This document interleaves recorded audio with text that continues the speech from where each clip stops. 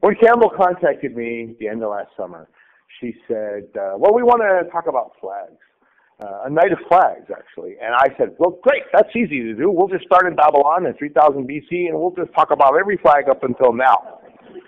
But the time constraints she imposed made that impractical. So I thought, well, what are we going to talk about? And then I thought, well, the collection's here. It has over 2,900 pieces, and it's Washington's birthday.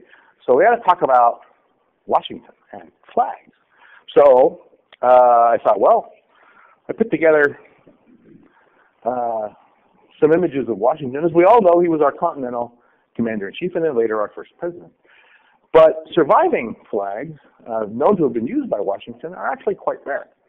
There are flags associated with Washington, and we're going to look at some of those later when we view the collection. But the flag that's in the Valley Forge Historical Society headquarters is this flag. This is a facsimile that I had made to the same size and style and color of that flag. But it's believed to be the flag Washington used when he was our commander-in-chief at Valley Forge. However, contemporary illustrations of Washington show different designs. We have stars in a circle, and here we have stars in rows, 4, 5, 4. So we see that there wasn't any consistency. The important thing was that it was a blue flag with 13 stars. But then I thought, they're not going to let me borrow this for the presentation.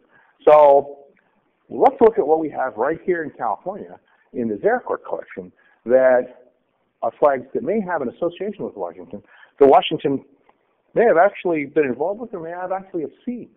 So we have 6 flags. And I'm not going to each one, but I wanted to point out collectively that we don't see any with the so-called Betsy Ross design, the single ring of 13 stars. Almost unknown, actually. Almost unknown.